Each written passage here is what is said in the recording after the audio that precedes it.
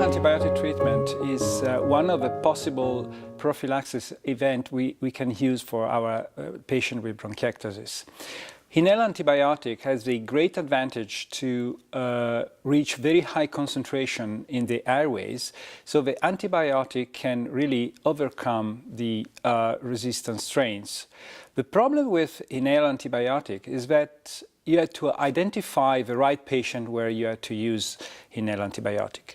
One of the possibilities that is suggested by many papers is to look to the number of exacerbations the patient has, and particularly the idea is that if a patient has 3 or more exacerbations during a year, could be the right patient where you can start an inhaled therapy. On the other side, it's important to know the sputum culture results. One of the problems is that the inhaled antibiotic therapy is almost always targeted to Pseudomonas aeruginosa. So one of the idea is that a patient with 3 or more exacerbation having chronic infection with Pseudomonas aeruginosa is probably the right patient where inhaled treatment can be the right target therapy.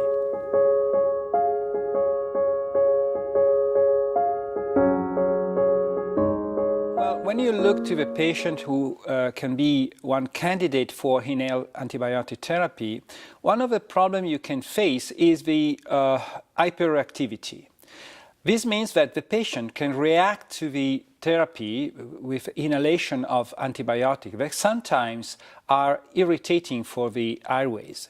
So one of the problems is to cover the patient with the pre-medication with beta-2 agonists that could help the patient to better tolerate the antibiotic. This is particularly true with some of the antibiotics we use, like aminoglycoside, colistin, and sometimes beta-lactams. The activity of inhaled drug is clearly to enhance the hyperactivity, so you can have bronchospasm, and this is particularly true when you have the underlying chronic airway disease like asthma or COPD. So pre-medication could be a good means for preventing this kind of side effects.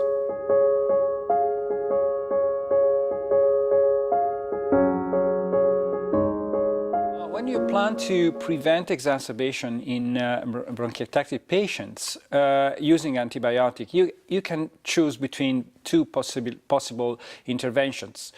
One is oral antibiotics, chronic oral antibiotics, and you can use macrolide or quinolone. On the other side, you can use inhaled therapy. The main advantage of inhaled therapy is that you can reach very high concentration of antibiotic in the airways, so you can probably better control the infection. On the other side, oral antibiotic can help you also in controlling inflammation, particularly if you use macrolide. So the real advantages for inhaled therapy is that the concentration of the drug is very high. On the other side, the problem is that you can face side effects. And probably the side effects of inhaled therapy are lower, or for sure the side effects may be counteract with the use, for example, of beta-2 agonists better than with oral antibiotics. Long-term oral antibiotics is for sure correlated with some possible gastrointestinal problem, hepatic problem. So the inhaled therapy is usually better tolerated by the patient. So this is one of the main and important points for this kind of therapy.